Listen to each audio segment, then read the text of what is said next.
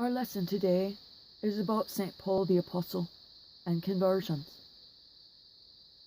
I wish to bring two lines of the alternate first reading to your attention, just for your edification. This is Ananias speaking to Saul, immediately having cured him with the laying on of hands. He is describing why he came and what Saul is to do now. This is Acts 22:14 and 15. The God of our ancestors designated you to know his will, to see the righteous one, and to hear the sound of his voice. For you will be his witness before all to what you have seen and heard. In that passage, you realize what Paul has done. He has spoken to Jesus. He has also spoken or heard from God through Jesus. He has heard the sound of God's voice and been chosen by God and Jesus to be witness for them to everyone about them. Imagine that you are chosen by God and Christ to be their witness to the world. How would you respond? Would you be ready?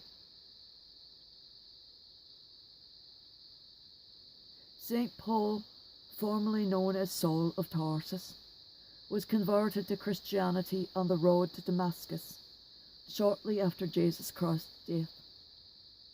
He became an influential leader in the Christian church.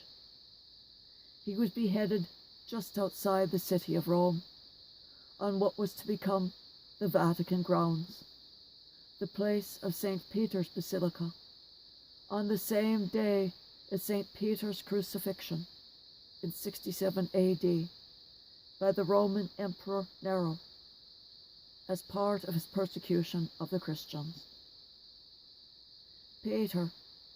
Paul, as was covered in a previous lesson, was the greatest teacher of Christianity, for he wrote the majority of the New Testament in his own hand, as he wrote letters of support, instruction, exhortation, encouragement, love and faith, forgiveness, and general displays of great Christian charity.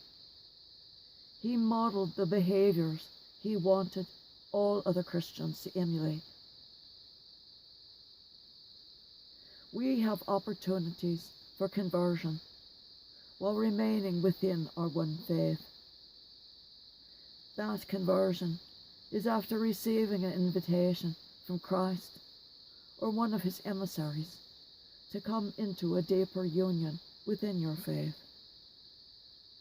You may have an extraordinary relationship and understanding of and with a saint. That saint who, for you, emulates all of the aspects of life you wish you could follow, and she or he is to whom you pray for intercession on your behalf. But you hope to be half as pious someday as this example that the saint has set. That is one type of invitation. But maybe that means you join an order. May your journey be most blessed if you choose that way. Or you take a more public but lay route, creating a blog, a daily posting of faith, and this becomes a faith community. Hallelujah! Allow all of your faith opportunities to grow, and trust in Jesus Christ as your partner. If you create a fresh view, share it. Open up and expound on it. But follow His will, not your own. We want to hear your view as you follow His will. I look forward to being witness to your conversions and your growth in faith. May the Lord come and shine upon each of you in the same way that He shone on in blessed Paul. And may you each accept this blessing with equanimity and openness. Peace of the Lord be with each of you always, and peace be upon all that enter each of your households.